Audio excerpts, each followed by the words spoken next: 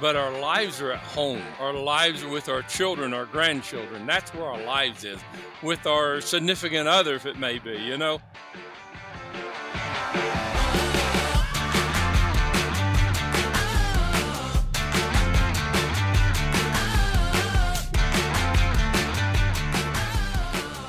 Good evening, ladies and gentlemen, and welcome back to another exciting, thought-provoking episode of the Jaded Mechanic podcast. My name's Jeff, and I'd like to thank you for joining me on this journey of reflection and insight into the toils and triumphs of a career in automotive repair. After more than 20 years of skin, knuckles, and tool debt, I want to share my perspectives and hear other people's thoughts about our industry. So pour yourself a strong coffee or grab a cold Canadian beer and get ready for some great conversation.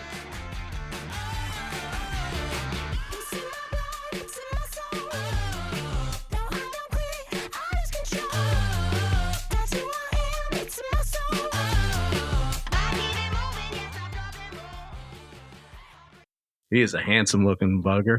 We know him as Buckaroo Bob. Some people know him as John Firm from John Firm Automotive. John, say hello to your adoring fans tonight. Hey, folks, it's great to be here. I'm blessed, and I'm excited about our conversation tonight. This is going to be cool. Yeah, We're going to open up a can of worms, man. I mean, that's two fishermen talking right there, folks. So have you been out? You've been out. I've seen your boat running around a bit. Have you caught anything? Yes. Yeah. Matter of fact, the boat's on rest because the following weekend, not the first weekend of July, the second weekend, have got the Wounded Warrior coming to the Brazos River. We're going to take them out on the boat. It's the Big Country Vets program, and what they do is they do things for wounded warriors to unite them and bring them together from all over the country. So we have 7 of these guys coming. There's 5 coming from Texas, 2 coming from across the country. I don't know where, but we're going to take them out on the airboat 2 nights, and we're going to go riding and sliding up and down the Brazos River over there by Weatherford. And these guys are going to be entertained, wine and dine, and bring these guys back together to unite. There's so many different issues with these guys, and bringing them together is a big blessing for them. Yep. And helps them heal. Yes. Yeah. And we were all these are warriors. And we were just talking right before we turned on the recording what fishing does for that, right? You and I share a bond through fishing. That was kind of how we got introduced, was just sitting in the back of a van at ASTE on a ride to the dinner. And yes, sir. I hear your accent and I know where you're from, and I'm like, oh, you've probably got some big bass up your way. And I take out my phone and start showing you pictures of the fish that I've caught, and that started off something that's absolutely I'm proud to have in my life is my friendship with you and our banter and our camaraderie and what brings us together in this industry. And like we were talking about, we might not have anything else in common in this industry. We might do everything different. We might have completely different thoughts and opinions, but you know, how we talked about is you can have a common hobby and you can oversee, you know, a lot of differences and build common ground. Oh yeah. So, you know, I love fishing. For me, helps me keep this industry in perspective, right? It helps me remember that it's just a job and it's not, you know, the be all and the end all. And it's not our lives. Yes. It's just a job. It's our career that we're dedicated to. So we're better at. Yeah. But our lives are at home. Our lives are with our children, our grandchildren. That's where our lives is, with our significant other, if it may be, you know. And when I met you at ASTE, you were there with your daughter-in-law. Yep. Had not had your granddaughter yet. And I have a beautiful baby, Aisley, now. Yes. And she's going on 7-8 months old. Today was her doctor's appointment. She is 18 pounds and healthy and doing great. It's a beautiful little. So we got good thumbs up from that doctor visit 2 days. So you're like, every time something important happens in my life, you're like there, Jeff. I love it. Some people I bring good luck, and some people I bring bad luck. It tends to be when I'm on the boat, I'm bringing people good luck, and I take credit for that. sometimes when I'm at work, I bring people bad luck. But that's just, you blame it on the industry. You don't blame it on me. Well, I think at work we do bring good luck because this is my thought. Because we catch that stuff where that customer could be broke down alongside the road and we can fix it inside the shop. Whether they accept our good luck or not, Yes. that's on them. Yep. We just offer them great opportunities not to be stuck alongside the highway. So that's my good luck theory about that. Because you and I mean, we both, I don't run the fleet shop. I work in a fleet shop, but I've spent a large part of my career in and out of fleet shops. I kind of bounced around a bit. And tell us a little bit your business, because you are exclusively fleet. You do not really take on just Mrs. Smith with her minivan or something, right? You predominantly No, I can't. Yeah, you predominantly specialize in fleets, and I think that's fascinating. And give us the audience where you are, the name of the business, and kind of give us the backstory on why you went that way. Well, as we started off, Firm Automotive is the name of the business. Okay. We're in Fort Worth, Texas. And I've been in business well over 30 years. Okay. And for 15 of those 30 years, I was like the rest of the mechanics that we know. Anything that came and landed on that driveway, I was going to work. Ego was big. I was Mr. Wonderful. I'm going to fix anything I can fix. It's just nuts and bolts. Yeah. And the hard ones are just a simple walk in the park. No big deal. We fix them, And then a mentor of mine told me one day, he said, why don't you focus on what you're good at? Well, I was pretty good at working on diesel trucks. So I started working on a lot of diesel trucks. I got to be known into Dallas-Fort Worth. And then I got known around Texas as the guy that works on diesels. And his whole shop is all about diesel. And then I started looking into, every time you worked on a retail customer, you have to spend an hour explaining, upselling, working with, and then arguing about why we need to do this. And it's a process that I was tired of. I wanted something simple. And I started working on this one fleet of trucks that had 32 diesel trucks in this fleet. And I said, oh, wow, man, this is so much easier. I call boss man up. Boss man, this truck needs this. Boss man says, when is it going to be ready? Well, I didn't hear that. All I said here, fix truck. So about the 18th year, I started changing things. And then I said, there's more to this industry than just me. I'm in a little shop here on 28th Street. I had all these people coming in, and I heard about an association, and I joined that association. Get involved, That association at the time was AASP, and I got involved in our industry. Yeah, it's an association, but the great thing about the association, I got training coming. I'm training on how to work on this car and work on that car, and I'm learning how to do all this. And then Rick White comes to town, and he's doing an AMI class, and I go, I need to learn how to work on cars. I know how to do that. I need to learn how to run my business. Let's see if this guy's teach me. So I went to one of his classes, and it was about KPI. Well, I didn't know what KPI was. As far as I knew, the guy had some kind of popsicle he's wanting to sell. Unbeknown to me, it was truly a Kool-Aid you had to drink. And I drank his Kool-Aid. And I hungered for more of that knowledge on how to be running my business than working in my business. I started taking all the AMI classes I could take. There's a lady down in Houston, Texas. Her name is Betty Jo Young. That lady taught business management classes with CarQuest Technical Institute for years. And that was the beginning, after Rick White, that was the beginning of me changing. And it just grew and grew. And my technician, when I was out there working with him, Craig, he would say, I don't want you outside. Go your ass inside on that counter and sell. I'll fix these cars. When he just hammered me with that all the time, and we'd stay busy. And I said, wow, there's more to this running a shop than working in the shop. So I finally landed a coach. I went to a coaching company. I worked with them. That was ATI for 4 years. I dedicated.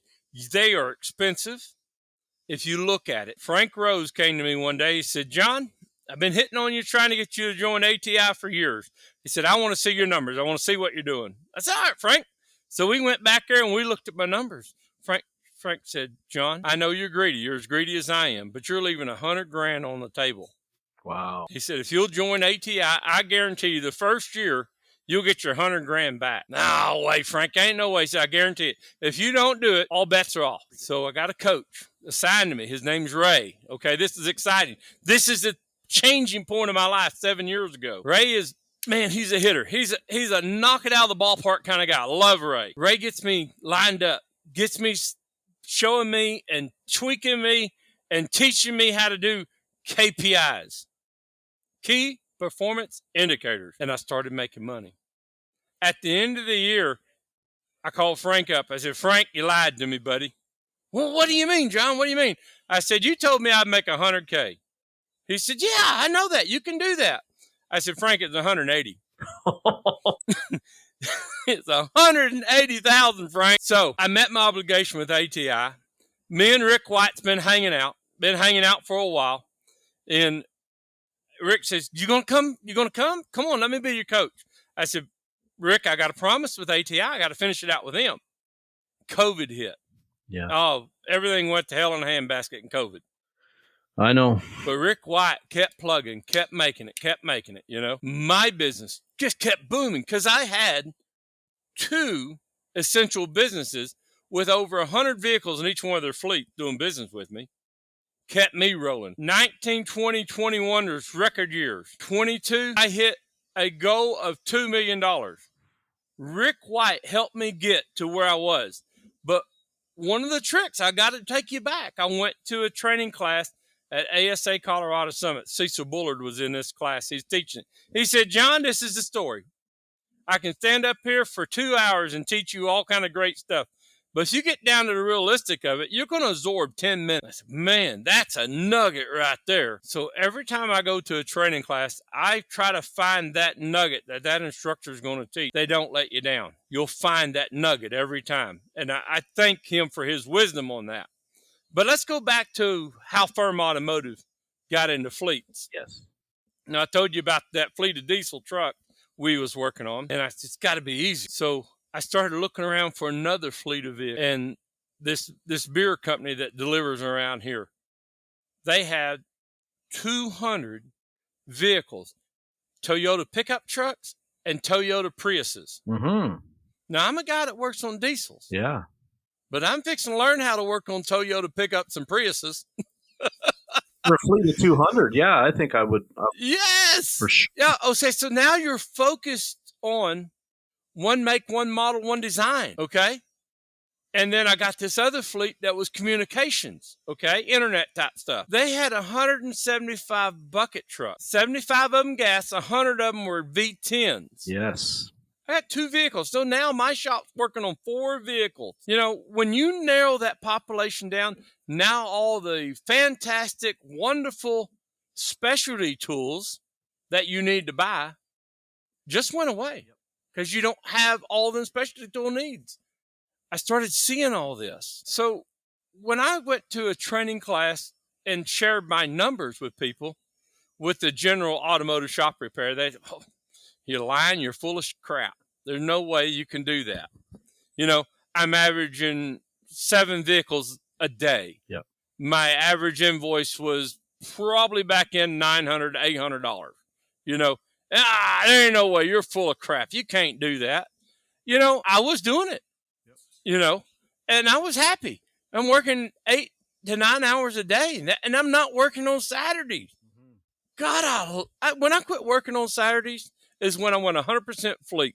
That was such a big change. Huge. You know, no more Saturdays. And now we start real early in the morning. We quit like early in the afternoon now, you know. So you got more daylight for stuff to do after hours. That's what I love, right? If I could start, my technicians love that. Yeah. If I could start at 5 a.m. and be done at 2, I'd be a happy boy. I would.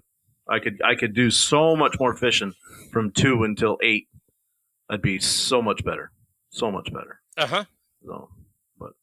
So what, because you know what it's like, a lot of these people with the boom trucks and stuff, a lot of shops don't want to work on them. They're scared. Yeah. You know, the liability involved, the insurance that you have to cover these trucks, you know, That's pricey. Okay. So that's something you got to charge to pay for the insurance. If you're not charging a premium rate to work on a bucket truck, okay, you can't cover the insurance you got to have to work on it. In case something happens to that employee in that truck, they're going to come back and talk to you. Yeah. So that was when you went to full fleet. Did you have to scale up the operation? Like you said, you had a tech, Craig. How big's your operation now? How much is on staff for John's Automotive? I have 8 on staff. I'm short one person right now. I have an opening for one person, and that's going to be my general service tech. Okay, I have 2 service riders, and everybody else works out in the shop. We do no field calls. I've learned that if you got to go out in the field, it's usually for a flat tire, jump start. Yeah, that's simple. Yeah. But if you want me to go out and do a tune-up, we can't do that. It's coming back into the shop. So I need to have 8 people all the time to cover all the needs that are required of us. I can't take on another fleet today. One of the fleets that's doing business with me has to go away to bring another one in. So what I'm constantly doing, a friend of mine told me this story. John, when you're doing fleets, they're kind of like dating girls. You know, you might be going steady with one a lot, but you always got that spare over here on the side that you're sending flowers to and sending cards to, and you're telling her, hey, I sure do like the dress you wear. Yes. You know? Yep. Until you can get all 3 girls in the same room coming in, you keep a 4th and 5th one out there in the woods still. Yep. You know, because they got to know who you are and where you are. And then one of the 3 go away, you pull up a spare tire and put it on, you keep rolling. Yep. Yeah. And that's my philosophy about it. It's a spare tire theory. Because we see it. That's what happens when you use wire headset. They just fly. We see that happen sometimes. You can do everything right, and it's just somebody in the accounting that wants to make a change, right? And all of a sudden, you're left out of the party. So I understand exactly where you're coming from. You got to have those other people. They got to know who you are. You got to be invested in, like, oh, so how is that shop treating you? Oh, sorry that didn't work out for you. You know, we've handled that before, had a quick turnaround. Just little conversations like that. I mean, I've seen our business really grow in the last 2 years because it's just that situation of just trying to show them that we're not any better or any worse. We're going to make you maybe a bigger priority than they're making you, right? I mean, you want to think that you're the best option for that customer. But at the same time, we don't go around badmouth and saying, no, they shouldn't have done this. No, you can't. No, I agree with you. We look at it as like, well, we really want to make you a priority in our business. And I think that... I guarantee you, if you're in the fleet business and you're down the street from me 20 miles, and another guy's in the fleet business repairing fleet vehicles down the road the other way another 20 miles, we all 3 know each other. Sure. We all 3 know what's going on. Yeah. We all 3 share the same customers the majority of the time. And sometimes these customers will bounce between us to see who can get the vehicle out the quickest. They're not worried about the price. They're worried about time frame. Yes. But you're right. 100% of the time, they know us. They know who we are. We can't get everything done at our location, our current situation. We can't get it all done. But right now, it's not lucrative to necessarily go bigger. So we have to be very diligent about taking care of what we can take care of. We have to do it to the utmost professional. And that's it. One of my employees is dedicated for pickup and delivery. If I can't do it, state inspections, interior, windows, paint and body. If I can't do it, I get it done. Yep. Only thing you got to worry about, fleet administrator, is bring the truck to me. If you can't, I will go get it. Yep, we do that too. I will go get it and take it and have it done. My number one job is reduce the stress in your life, Mr. Fleet Guy. I will fix your problems. Let them be mine. This is what I'm in business for. You worry about getting tags on the vehicles. I worry about keeping them rolling for you. Yep. Man, that speech right there has gotten me some very loyal customers. Mm-hmm. Right. And it's when you go back to, you know, how you were talking earlier about having to go through that process so many times a day with, you know, Mrs. Smith that comes in or Mrs. Jones, and you're having to make the sales pitch every day, multiple times. It's not that we don't want to make the pitch. We just want to make the pitch once and build that relationship with that customer that is going to supply us with multiple vehicles. So we don't have to, it's not always we have to sell. I just have to prep the estimate, fax it. I just showed. Email it. You just told me how old you were, Junior. Email it over, and it comes back in 2 minutes approved with when can it be done? When will it be done by? And it's when. Yeah, you and I have talked a lot. Like we do a lot for. We don't do as much now as we used to with Purelator. We do quite a bit for the local Cintas distributor. We have a fleet for our local military that we do quite a bit for them, and it's all just it's easy. You know what I mean? It's they have the beauty I love about fleets is they always have a few vehicles kicking around. So they always have a few vehicles. What? Kicking around. They have a couple of spares. You know what I mean? Like they've got some. Yeah. So it's I don't have to give them a loaner. I don't have to find a rental car. I don't have to. It's just like, okay, I'm going to take this unit off the road for 4 days. We're going to swap a transmission in it. We're going to, swap an engine in it, whatever it's going to take. And in the meantime, your driver may go on vacation. So you're going to take a truck off the road. That's when I want to see it to service it. Or we're going to take that old one that sits in the corner that's higher mileage that we're keeping it as a spare, and you roll that out for 3 or 4 days. And the beauty of that one that rolls out, it might break something. And just as we get that other job done, we've got another job now waiting for us. You know what I mean? That's right. It's beautiful. Like I love that. It's I got a customer's vehicle sitting on my hoist right now. The estimate's $6,800. That's not a fleet customer. That is a young lady that's just finished paying that off, and now it's a neglected vehicle. She's to the tune of $6,800, right? So now we're at that point where it's like, do we repair this vehicle, or does she go to find something else?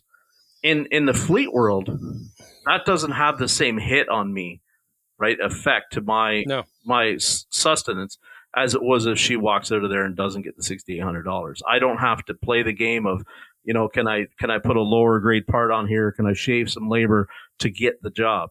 With the fleet, it's just, you're dealing with bigger numbers, but I can stick to the right way to do it. That's what I love. So that's a great analogy. It really is. And I agree with you 100%.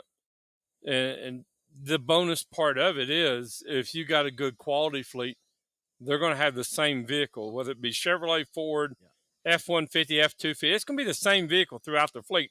I have one fleet that has 37 Dodge diesel, crew cab, automatics, four-wheel drive, white in color, the plastic floorboard, okay, vinyl seats. They're all, seats are gray, the floors are black, and all these trucks, okay? The only thing different on these trucks is the license plate and the unit number on the tailgate. It's the only thing different. So if you had that many trucks, I see 2 or 3 of them every month, so it's repetitive. Yes. When you talk fleet, but you can't get a general service facility to do what we do. No. They don't understand it, and we can sit here and talk to them. And, I've been in 20 groups where I've told these people, this is what we do. This is how it's going. This is what, and they're like, blah, blah, blah, blah, blah, blah. What? One of the things I do when I get ready to go shopping for a new fleet, okay, and I want to see them. This is a golden nugget for you guys, okay? We have this huge change of gas stations down here in Texas called QT. And in the morning hours between 6:30 and 9 o'clock, every fleet that's in the neighborhood around that QT is going to buy fuel there. All the guys are going to jump out, go get their drinks, go get their snacks, whatever they're going to do, and they're going to head out for work. Well, by then, I already got a cup of coffee, and I'm parked over in a corner enjoying a cup of coffee and a nice radio show, and I'm watching these trucks come in and out. So I'm looking for a clean truck that's been washed and cleaned. I don't want a dirty one. I don't want one ragged out. I'm looking for a truck that's a late model, or van, or car, okay? I'm looking for the logo being the same on every one of the vehicles that come through. Yep. Now, I understand if I got 5 of them come through and one of them dirty, he got dirty last night, he's on the way to get it washed today. Boss man told him to, Yep. But I'm looking for indicators like that to say, hey, that's a fleet I want to go find out more about. And I just drive by their facility, and at 10 o'clock when you drive by and there's 4 or 5 cars left, you know those are spare. And another thing you're also going to know, with that many fleet vehicles in their arsenal, the owner of that company is not involved with those vehicles. He has a fleet guy, and you only got one person you got to deal with. And he don't have the passion of saving money on his shoulders like the owner does. Yeah. So you're going to get stuff fixed a lot quicker.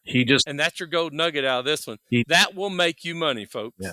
He just wants to keep the boss happy with keeping the stuff rolling. I see too many times that fleet managers, this baffles me sometimes. I talk to some fleet managers and they don't even know how a car works. And I'm like, how did you? Oh, they don't have no clue. And I realize that it's not about that they necessarily have to know how a car works. They just got to be good at the logistics of who do I find the right person to get my fleet fixed, effectively, efficiently. And it's not about trying to save $100 on every one. It's trying to get them back rolling as fast as possible so they're making money. That was a curve for me that I had to, because when you're trying to explain something, when they're asking them, I find it tough when you're trying to explain to them, maintenance side of it, like how that they can save a lot of money by sometimes, doing more maintenance. Sometimes when you're talking to them and you realize they're not car people, or they're not, strong at technical stuff, they're accounting, they're, logistics. That I struggle with at first. Yeah. But I realize that their strength lies in being the go-to between me and one of the things I explain to my fleet guys is I'm not interested in working on broke cars. I'll work on your broke cars, but if we're not going to maintenance them and keep them up to date on their services, they're going to break. You're going to ruin your budget, and you're going to call me a bad guy because I didn't do what I told you I would do, which I need to maintain your cars. I need to keep them in good operating condition, or they're going to be towing in left and right around. No, so maintenance, like you said, maintenance, not broke cars.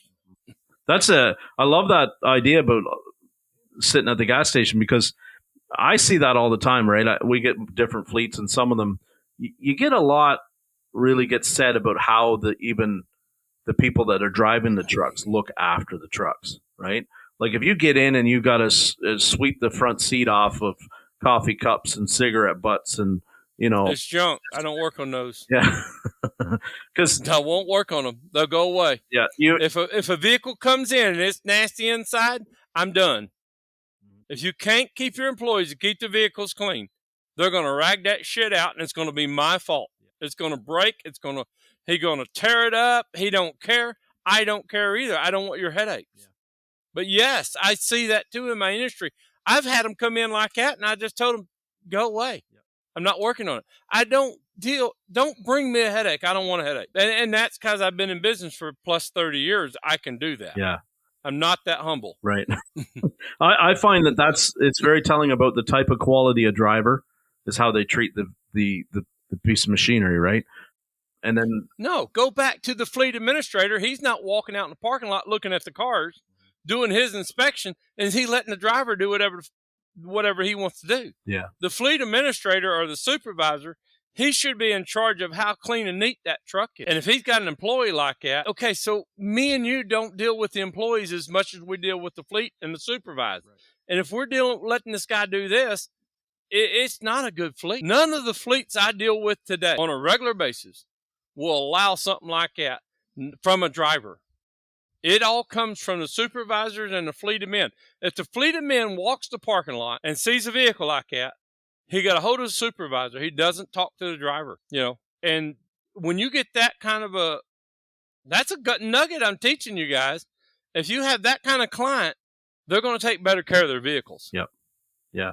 It's tough though. I mean, like a lot of what we deal with sometimes is it's hard to get even good drivers up here, right? People that won't tear the equipment up. So sometimes we see a lot where we have to watch and wonder sometimes, is the driver sabotaging the vehicle to avoid having to use it today, right? We've seen it where it's like the guy comes out and he's like, I'm pretty sure he's pulling fuses out of this or something like that. And I don't know, you can't, because we'll get some wonky stuff. You can't duplicate it, right? And you start to. So, a little tip. When we deal with a classic customer that we deal with, okay, they have a rollover employees, but they always have more employees than they need. And it's the same with the vehicles. They have more vehicles than they need. Yeah, they may have everybody in the vehicle, may not have a spare vehicle today, but tomorrow they will. Yep. Okay? But they're so aggressive with their hiring campaign. If you're a bad person, you're going to go away pretty quick. And that's the level of people that I'm used to dealing with, okay? They won't put up with that crap. Yeah. And it's just a change of the level of what type of customer do you want. You know, this relates back to my retail experience when I'd have a customer come in where you couldn't sit in the passenger seat because there's so much crap there. Yeah. Or you'd open the doors and trash would fall out. Yeah. It's all in the perspective of what kind of customer you want. And you have to stay focused. And you'll starve getting rid of those customers that you might make a dime off of to finally have a complete customer base where you can make a living off of and a paycheck at the end of the week. Mm-hmm. Yeah. I preach that all the time. You got to know your customer target. You can't work on everybody's car. That's not what you're there for. Find your niche, get in your niche, and stay focused. Good word. Focus is so hard for a mechanic. Yeah, it is. It honestly is. It really is, because we have to be so varied, right? Like it's really hard to. I mean, I don't want to say specialize, but it is to.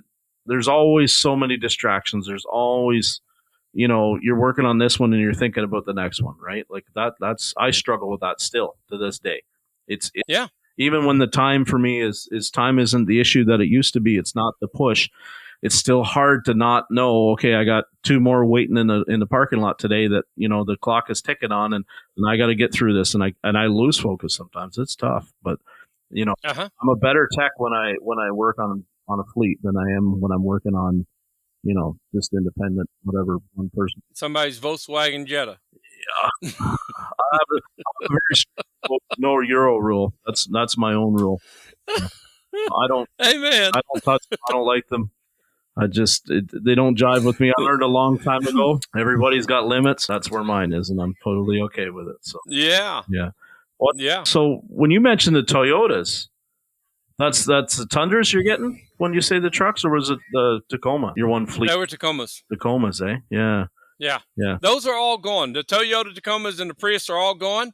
We have 187 NV200 little vans. Nissans. Okay. Yeah. We have 3 Chevrolet pickup trucks that are 1,500. Right. We have 2 Chevrolet pickup trucks that are 2,500.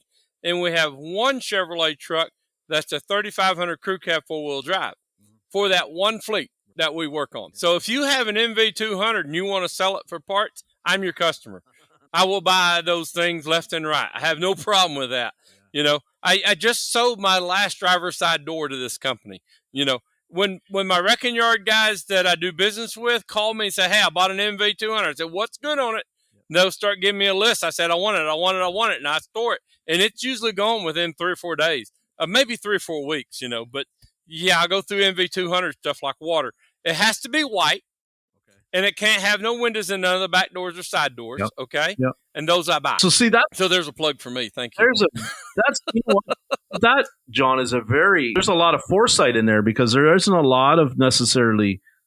That would be something that I would think a fleet manager that was on the staff of the company would be doing. And you are a company outside of the company that you're servicing that has that foresight and that forward thinking to be like, I need to be buying these up because like they're gonna need a door, they're gonna need a bumper, they're gonna need a you go through seats, eh? Fleet vehicles go through seats, right? If you keep some seats around, you can get that instead of waiting for 3 or 4 days, whatever, where it might be parked or the guy's miserable. You get another seat swapped out in an hour. You're happy. You got a happy guy. He's back on the road. He likes that truck. He stays in that truck. That is, John, that's a nugget for people that should be listening. Yeah.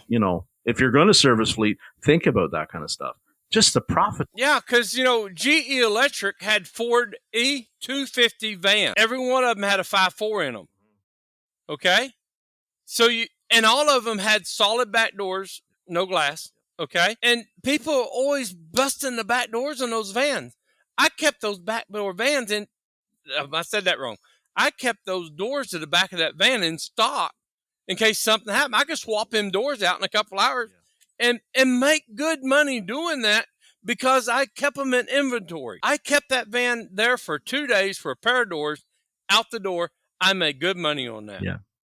And it was because I took the money and invested it in the inventory to keep it there.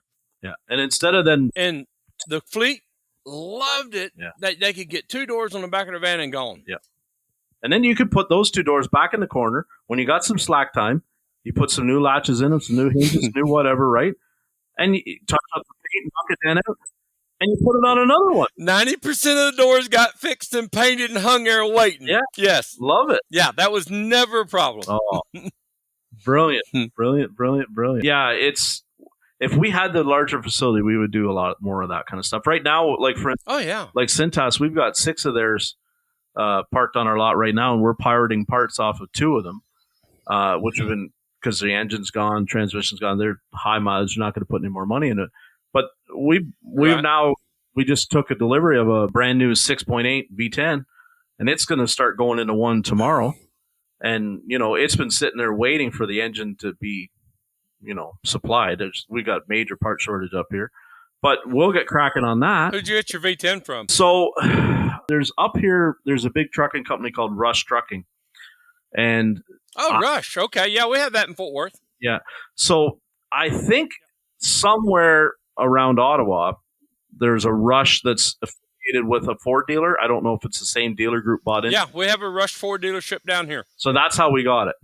And it is not it's not a cheap lawn block. It's not cheap. Oh, no, they're $9,000. It's more than that up here. The exchange. Is it really? 13 something. Yep. 13. Oh, that's cheap. That's real cheap. That's before you do the labor, right? So I mean, yes.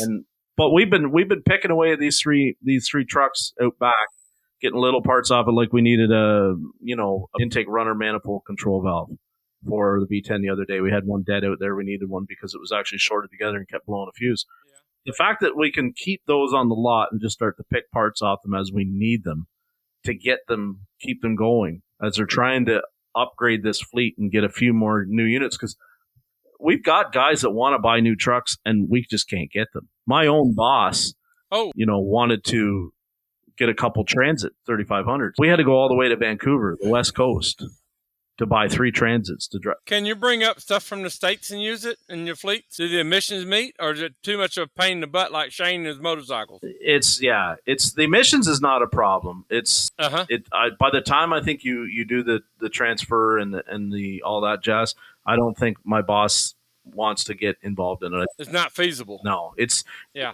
was, like I said, he flew 3 bus drivers out to Vancouver, went to a Ford dealership, got in 3 Transits. One had 50,000 kilometers on it, and the other one had like 10,000 kilometers, like cream puffs, and drove them back from Vancouver, like north of California, all the way back to Ontario, way up here. So it was, I didn't get to do it. That would have been a fun trip, but I mean, that's how much the shortage was a year ago trying to get Transits. You couldn't get them. Wow. So, it's well, our shortage on 1-ton dualies around here is real big. Yeah. Every dealership gets a 1-ton dually in, crew cab, he's going to get premium for it. Yeah. It's so, they're not going above sticker price, but they're getting everything else they can add on to it. Yeah. Because they got in trouble, the hand slap for going over sticker price. Mm-hmm. But now you got the dealership price for this, the dealership fee for that. You got all these fees to add on that crap. Yeah. Yeah. So, but the industry's coming back. There's a big write-up just the other day about the auto dealer industry is fixing to get flooded with cars, and they're expecting a huge drop in the next 3 months on automobile prices because of that. And I think they're talking about cars, but I don't think they're the trucks that we deal with. We're still... we ordered 200 and something replacement vehicles and we got 37, Yeah. That's still going on. That's still happening today. No, we're just going to send you 10. That's all you're going to get. Yep. So going back, when you had the COVID thing, did you see a lot? What did you see? I mean, you had banner years. You were speaking like it was great. Your business was booming then. But did you see a lot of the industry like what I saw? And we've seen it online, guys talking about it like that. Dealerships became like ghost towns, right? Some of the repair shops didn't do so well. Yeah. And what I found is that like the fleet stuff, it was almost COVID proof. You know what I mean? Business just kept rolling on. And So I have beer distributing, I have communications, I have electrical power, and those three guys kept me busy. Plumbers, they all but almost shut down, went away. I didn't have any plumbers hardly at all. The only ones that came in were people that had to be essential, that were working with essential people, okay? Keeping people going. If they were working with the automotive industry, they're working with the beer industry, alcohol industry, the electrical, communications, they were working for those people. That made them essential. But if they were residential, they weren't essential. They didn't work. So I seen so many shops around me that were just, did go in, you work for 3 or 4 days and there would not be a vehicle come in. It would, I have a lot of friends in our industry and a lot of friends from the Dallas-Fort Worth market that starved to death, and that program from the government, they help them get money to help pay payroll to survive another 3 or 4 months. I'm thankful, so thankful that my coach taught me to put money back, save it. You're going to need 3 months. Well, I had 6 months set aside, and when COVID was gone, I still had 6 months setting aside. Good for you. I was blessed. Yeah. I got around the PPP money, and so the week before July 4th, one of my technicians got sick. The next day, another one got sick, and they both tested positive. So, stop. Everybody go get tested. Everybody tested positive for COVID. We shut the shop down for 20 days. We had 6 or 7 vehicles in the shop.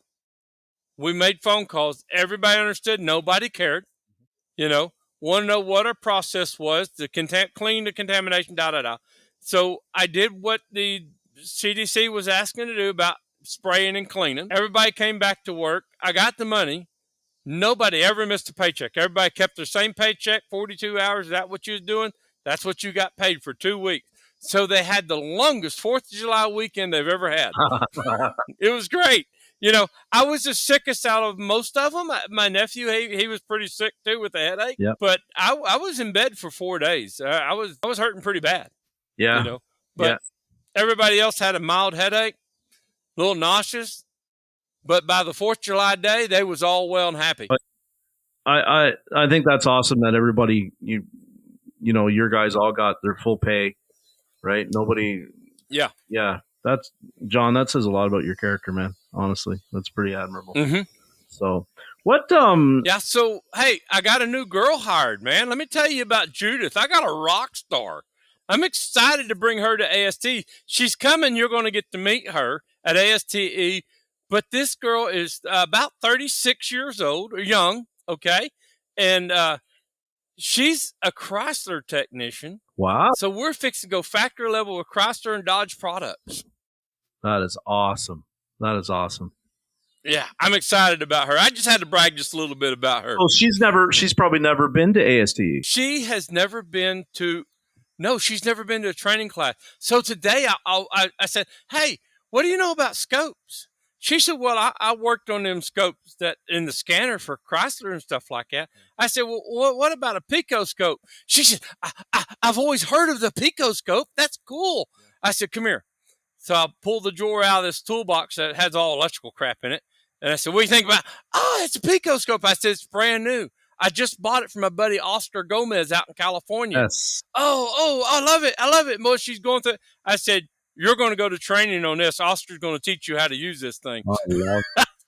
So my buddy Oscar Gomez in California is fixing to get a phone call from me when we get through to tell him about Judith and how he's going to start working with her. That's going to change her life, John. That's going to change her life. Like 100%. I'm so when her eyeballs got bigger than tennis balls, I said, boy, this girl is hooked. Just bring her in, boys. Oh yeah. So she's left the dealership life. She's all done with it. She's come to you. She worked at a dealership, a Chrysler dealership, for 4 years, and it changed ownership 3 times. And every time the owners changed at the dealership, process and procedures changed. She had her belly full of it, she said. So her instructor at the college texts me. He said, I got a girl looking for a job that was probably one of my prize students. And he said, I seen your post on Facebook. You're looking for somebody. You ought to talk to her. So I call her. I sent her a text, told her who I was and how da. And I called her on the phone. We talked for 15, 20 minutes. And then I said, come in and say hi to me. Introduce yourself. Let's meet. So she come by the shop. And this girl's just so easygoing type person. We talked for 3 hours. 3 hours. She kept me tied up for 3 hours talking to me, telling me about her life story, telling me about what she'd done, where she'd been, what's going on. We became friends. And I said, Judith, this is Wednesday. I said, Thursday, can you just come up to the shop and hang out, work with the guys, talk to the guys, hang around in the shop. She said, hey, you'll let me do that? I said, if you're fixing to make a career change in your life out of the dealership industry into what I do, you need to see it first. You just can't come down here and jump in it, think it's what you're going to like, because what we do is 100% different than dealership life, retail life, chain store life. It's 100% different.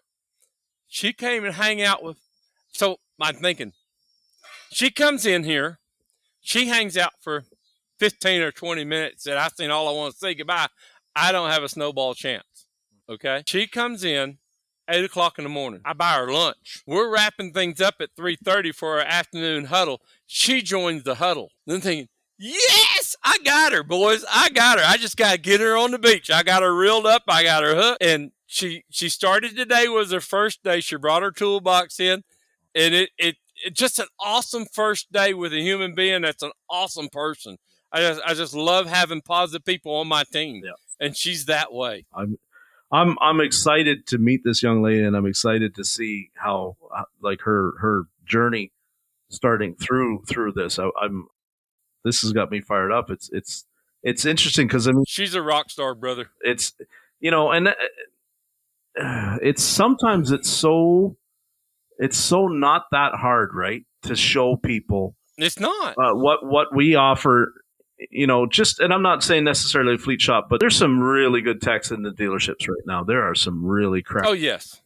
Notch. Hands down. Bunch of them. And I think that's what you're going to see I think we're going to see very soon a mass exodus of those guys, girls, leaving because they're just tired of the culture.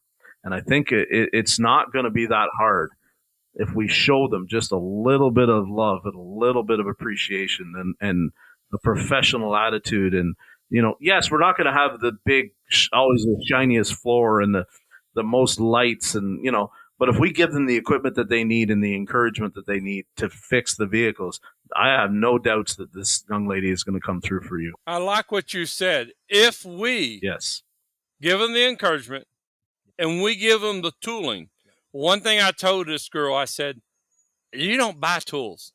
You don't run out there on these tool trucks and you buy tools. Now, if you want to buy a tool and take it home, go buy that tool and take it home. But if you need a tool around here to make me money with, I'm the one that's going to buy it. So at the end of the day today, I walked over and I said, hey, you see this toolbox right here? It's green. You like it? Well, yeah, I like it. I said, is green your color or you like a different color? She said, well, I said, why don't you sleep on it tonight and tell me tomorrow? Because you're getting a new toolbox tomorrow. So I'm going to get this girl a toolbox that's bigger than one she's got. But it's big enough to roll around, put more tools in. Because she come in with a toolbox. It's a roll-around box. It's a 4-drawer snap-on toolbox. It's about that tall, It's not very big, but we need to get her something that she can push around, feel like she's pushing something around. And she's gonna fill it up with tools, right? Like that's the beauty of it. Oh, we'll fill it up. Yeah. John, buddy, I think that was awesome. I'm jazzed because this is what it is. It's not hard to entice these people into this industry. We just have to. We have to do better, right? You have to take care of them. You have to love them. Yeah. If you don't love people, you're not a leader. If you don't own, Rick White told me this, if you don't own your shit, you don't own your problems and own up to them and fix them, nobody else is. And they're all going to look bad on you. Own your stuff, fix your problem, and move forward. Keep moving forward, keep plowing forward, and keep loving everybody. Yeah. Because you guys, nobody knocks it out of the park 100% of the time, right? You guys, No. we all get trucks that are difficult. We all get cars that are problematic. We all get, things change. Clients come and go. Like, it all changes. But the people that you have for you is who you want to keep, right? I've seen too many times that the staff has been sacrificed for the customer. And I realize that without the customers, we have nothing. But I always drew the line at, like, I don't want to see staff sacrificed for a customer. And I think that's something that a lot of people are like, well, what does it mean by that? Well, when somebody does something, makes a mistake, we're all human. We all make mistakes. And I'm not saying that, everybody should get away with anything. And if they make a mistake and it's a big one, that you have to keep them. I'm not trying to say that. But I mean, it's really hard for me to think that there's some people in the industry when we talk about they make a mistake, I'm just going to fire that person, or, they're going to pay for that. And there must be some perfect techs that I have never seen in my life then, if they're the ones that are now running a shop and they're going to say that I'm going to fire that person for, an honest mistake. It's one thing to be. So a technician that's been with me for 6 months now, Monday was trying to knock a ball joint out of a Chevrolet lower control arm. Yep. And he cocked back with a hammer and he swung in it and it didn't move it. So he stepped back and he going to knock the shit out of it this time. Well, he ricocheted off the bottom of the fender. Oh, he was torn up. Yep. That he damaged a customer's car. Yep. I knew he was. I'm upset because now 100% of my profit on this job is going to go to fix this fender. Yeah. But I put my arm around him and I tell him, I say, son, it's an accident. We don't have to worry about it. It's fixable. It's just a little paint and body and boom, it's taken care of. You're not upset? No, I'm not upset. You didn't do it on purpose. You did it trying to accomplish a goal. Yeah. It's fine. It's a mistake. Yeah. I've made them. You've made them, right? Yes. I got the scars to prove it. I got one on the top of my head right now from a mistake. Knocked me plumb out cold, baby. Oh, I've been there too. So, and that's what I find is that if we can just show them that, how important we all say that the techs are to this industry right now, and the technician shortage is a very real thing, right? But if we start to show, I'm going to argue that, Jeff. I really am. I'm quite okay with that. You go. Yeah. I know guys that are aggressive about their hiring. I know guys that take very good care of their employees, okay? And people want to go to work, and they got a standing line of people trying to go to work. Down in Houston, there's a guy down there, it's an excellent guy, okay?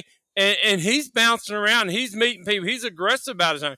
He's got a list of people wanting to come to work for him. In my situation, I can't go out into our industry and rob people of where they're working at now. I can't steal them, is what I'm saying. Because of my position in our industry, I have to wait till people come to me and say, hey, I want to go to work for you. Then I got to find out if they're working for one of my friends. Yep. One of the people that I lead in our industry before I can jump on it. I may have to wait a couple weeks before I get a new person in. But they're out there. I see them all the time. It's just the shop owners and the way they're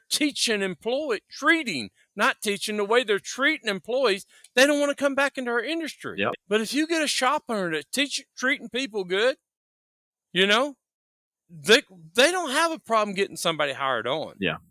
They just need to find the right person. Right.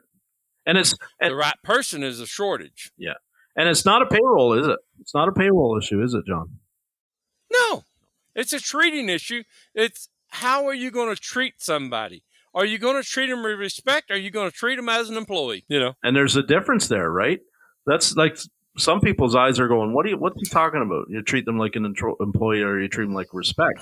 If you've been on the other side of that coin, you know what you mean, right? I've worked for people like that. I pay you to do a job, do the job, damn it. Yep. I don't want to know it. I hired you to get your ass here, be here. You talk to them like that, that's not respect.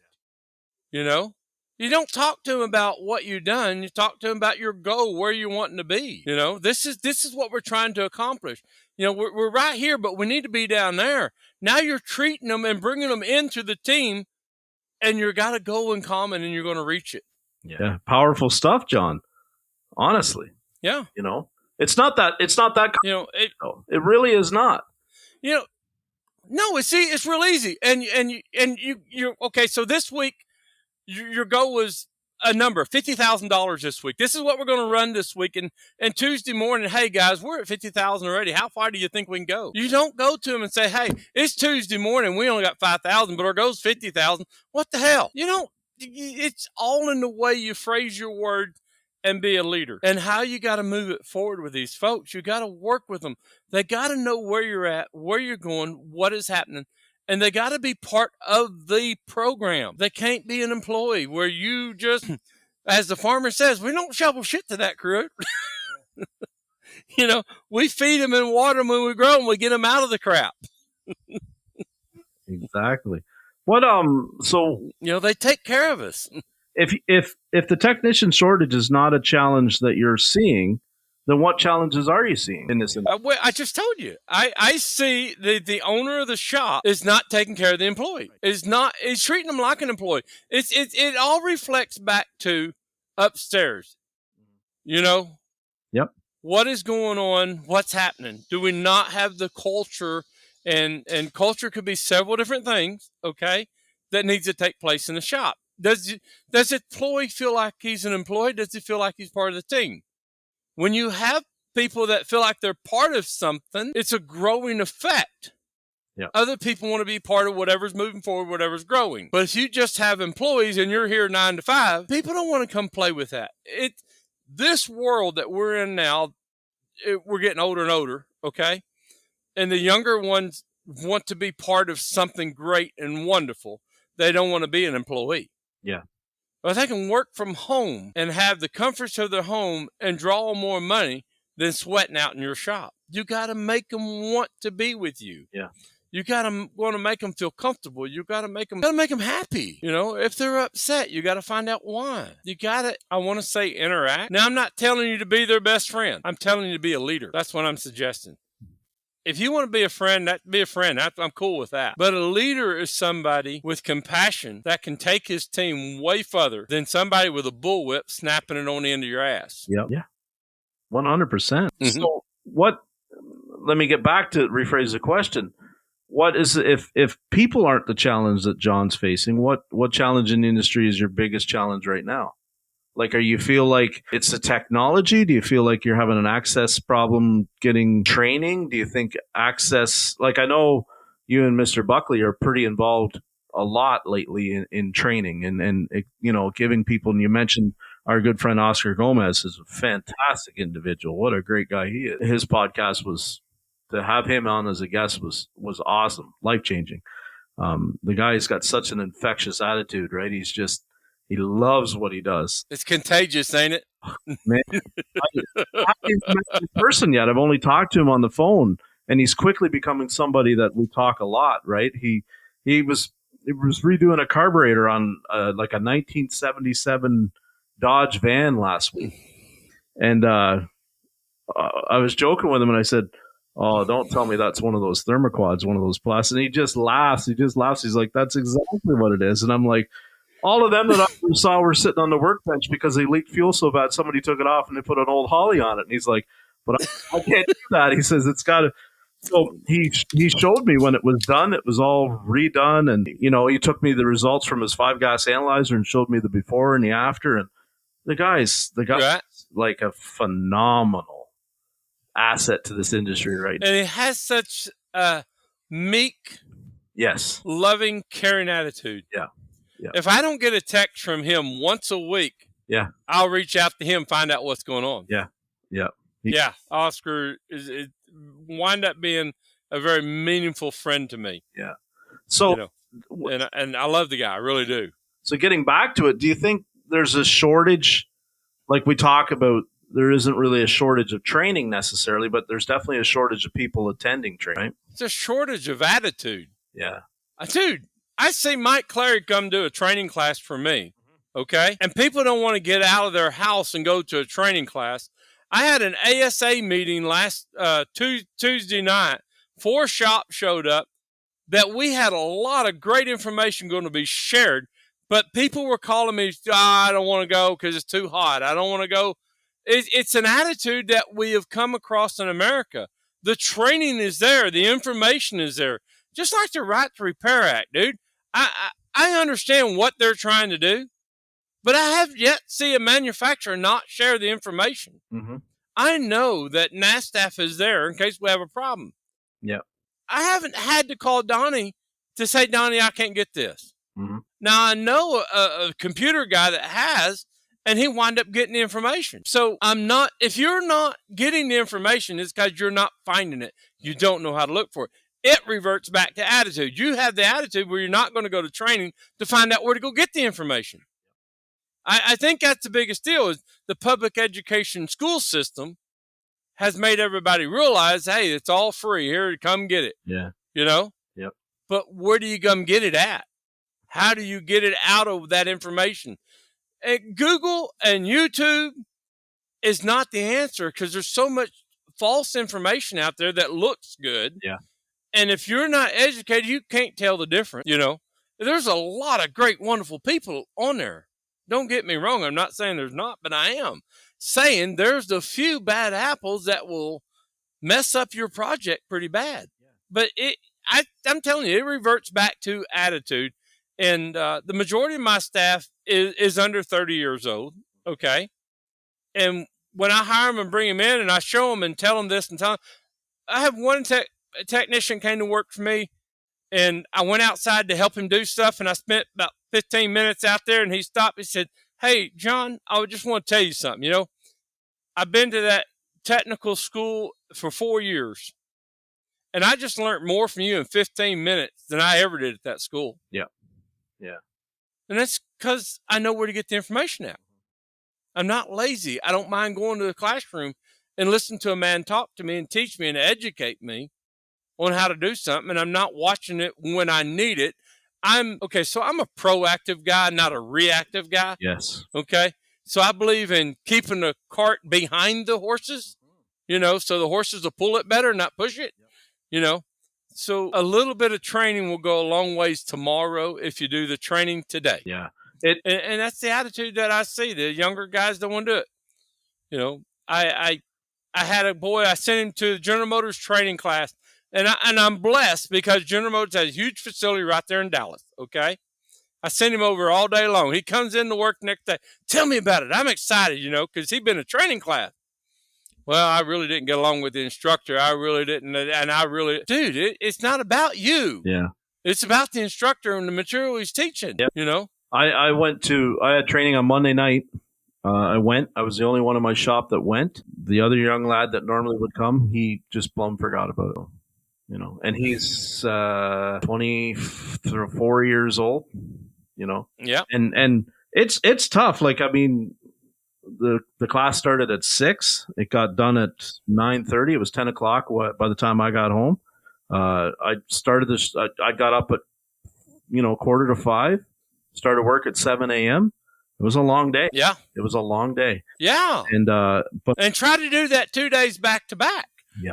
But I mean, that was the highlight of my day. It was not what I did at the shop during the day, but the training I got that night. Right. So it's a gold nugget you pulled away from that training class. It is. And it's, I got to network with people. I had a guy come up that I haven't spoke to, and I've known him, but we've seen each other around. I haven't spoke to him. He came up to me and he spent 20 minutes talking to me about this podcast and how he was so on board with everything that was being said and all that kind of stuff. And he just loved the attitude, and he loved the stories, and he loves hearing, different people's perspectives and how people got to where they are. And we talked for a good 20 minutes about how there's so much more in common with all of us than what makes us different, right? And that's what people, I think, are starting to... I hate the labels that we put on where we say, oh, this person that worked here is not going to be a fit for me, or this person that worked there would be a better fit somewhere else. I don't know how people are so smart that they can automatically judge that just by where somebody put the resume. You know what I mean? I think those people are called hypocrites. Yeah. Okay. And we're going to have those people in our life that come into our life that doesn't give a person the opportunity. They run off strictly first-time impressions. I understand what we were taught was first-time impressions are what's naturally going to be. Okay. I disagree with that philosophy. I think a first-time impression could be me stumbling and tripping and hitting my head against the wall. And I don't normally do that kind of crap, but that's your impression. I'm clumsy. Yep. Yep. You got to spend time with the person to understand them, to know who they are, to know what's going on, and to dissect them correctly and say, hey, I've had people come to work for me and I'm thinking, man, it just ain't going to work out. And it wind up being a rock star. And then I have somebody come to work for me and I'm thinking, wow, super awesome. And then, you don't fit with us. You're not what you need. You don't need to be here. You need to go away. But I don't do it the first day. It's usually 6 months down the road time I'll make a decision. And 3 weeks in, I pretty much got a good rhythm, but I won't make a call on that because I feel like as a leader, I should be able to educate the person I'm dealing with. And if I can't educate that person, they're unwilling. They're just unwilling. I don't need to waste no more time on that. Yeah. But if I see improvement. That's a nugget. Keep moving forward. Being proactive, not reactive. Now, speaking of wonderful people, your partner, Mr. Buckley, how did he's sitting over there waiting on me. He just bored out of his mind. I appreciate him. He's awesome. How did that relationship come about? Well, you see, I was out there fishing. That's how all good relationships start, right? Yeah. Well, we was at the bar and we was drinking. No, that ain't the way it went either. We were in church. No, we weren't in church. Candace was, but we weren't. No, we went to a training class. We're both involved in ASA, and he's got so many people that like him, and he knew somebody that I knew, and he decided he wanted to like me too. So he pulled me up out of the ditches and brought me up, and I am who I am now because of Jeff Buckley. It's really changed my life and our relationship and who we are. Yeah. What are you doing, Candace? Candace is recording me. We absolutely love the two, but the two of you together are magic. It really is. Like it's the hot. He says, wait a minute. He said, John, you're just the yin to my yang. And I'm, what the hell does that mean? He says, well, you kind of cut up and you're kind of funny and kind of dumb. And I'm all serious and intelligent, so we go together. And I don't know how to take that, but I think it's going to be all right. I think you might be dumb like a fox is how I think it might be. Used to say. It's something about a rock. Like a box of rocks. Oh, that's not you two. What's the goal for the J&J show? What do you guys want to do? Like, where do you want to see, My goal for the J&J show is to get Jeff out of the shop. Yeah. Jeff's physical condition is really wearing a toll on him. Yeah. His knees, his shoulders, his hands, just everything about Jeff hurts, kind of like me. I'm getting that way, but I'm out of the shop. I don't work in the shop. I go to the shop 2 or 3 hours a day. My next goal is to get a manager to run my shop. But here's my goal with the J&J show is to get Jeff out of the shop. We still need to do videos in the shop. We still need to use the shop to do videos, but we work on what we want to work on, what he wants to work on, when he wants to work on it.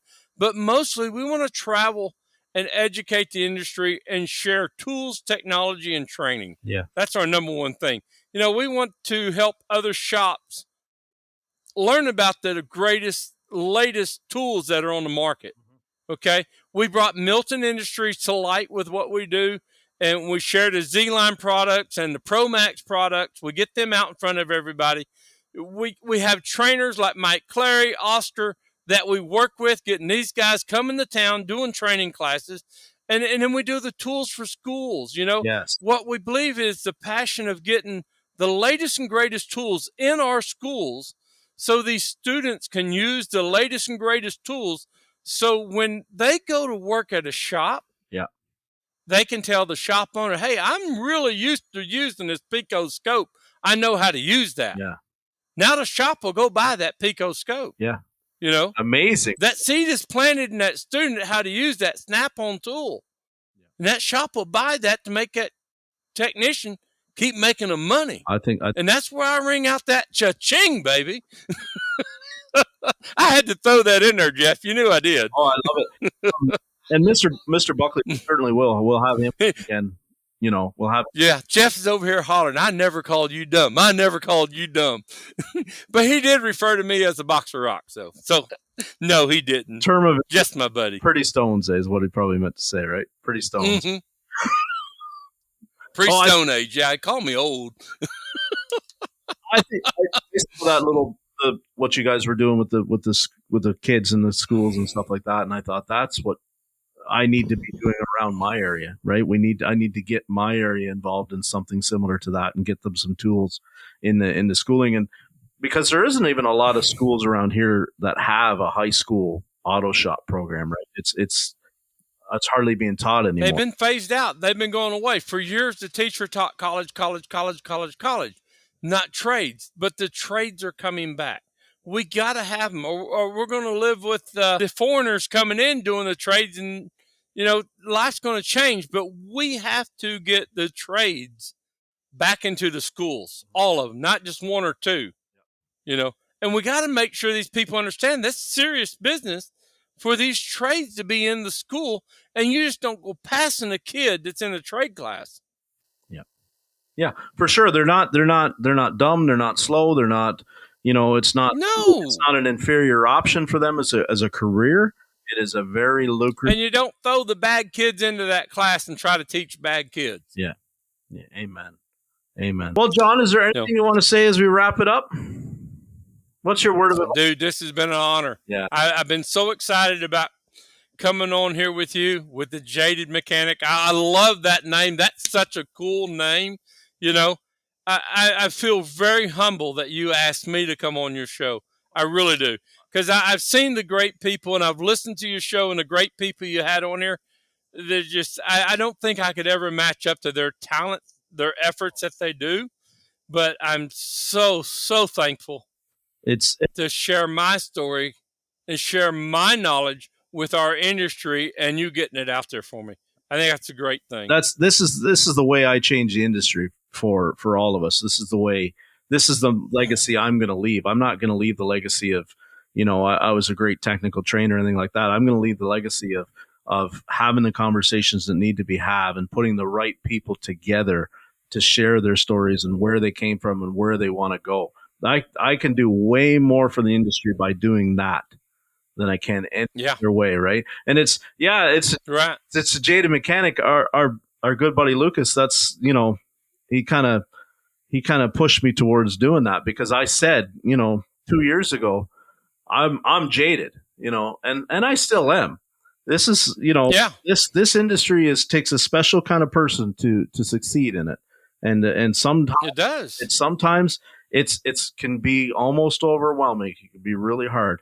And I haven't been always treated the way I've been wanted. I should have been treated, and it's left me a little jaded. But it's through connecting with people like yourself. Talking about riding in the Thank you. van to have dinner and talking about fishing. That's given me that renewed vigor, that enthusiasm, that hope that we can bring this around, right? That we can start to steer this back to a really wonderful place, because it's a wonderful industry. It's a wonderful career I've been blessed in my career with what it's provided me with, right? With what I've learned, the people, whatever industry is out there, they're coming to the automotive industry because we keep their industry rolling. Without us, without the automotive industry, the rest of the world will have to change. It cannot go on without us the way it is yesterday, today, or tomorrow. We are the changing force of the rest of the world. Yep. We drive it. We drive. We're where technology begins. They take our technology and put it into tanks, airplanes, and everything else. All that starts right here at home, boys. Yeah. Yeah. I'm blessed to have met you. I'm blessed to have met so many people, like yourself that that eat, sleep, breathe, love this, right? And want to see it change. And I'm blessed to have met you, and I thank you for that. It's I look forward to doing a lot more with you, getting the word out and getting this love that we have. Changing the industry. Yeah. Exactly, dude. And, hats off to Mr. Jeff, and he'll be on in the future for sure. I haven't forgotten him. It was just, I got a list of like 50 names on it, and we just start at the top and we start just going down. And you two are busy. You are busy. It's hard to get you guys nailed down. And so, I appreciate you. Now you sound like my wife. She says, you're so busy, you don't even have time for me. Yeah. Hey, a little shameless plug. You have a magazine that comes out in Canada for big trucks, 18-wheelers and stuff like that. Okay. I forget the name of it. But they did a little deal with me a couple months ago, and I came out in June's issue about the emission standards and where we're going with that. Oh, I love it. So love it. Yeah, so it's a trucking industry magazine or something like that. If you find so that's cool. If you find the link, I'll try and get a copy. And then okay, I'll get it. I got a link to it. I'll send it to you. And then if I can get one in print, when I run into you, you got to autograph it for me. Oh yeah, you got that, baby. Hey, if you could do me a favor real quick and comment on, and share this episode, I'd really appreciate it. And please, most importantly, set the podcast to automatically download every Tuesday morning. As always, I'd like to thank our amazing guests for their perspectives and expertise, and I hope that you'll please join us again next week on this journey of change. Thank you to my partners in the ASA group and to the Changing the Industry podcast. Remember what I always say, in this industry, you get what you pay for. Here's hoping everyone finds their missing 10 millimeter, and we'll see you all again next time.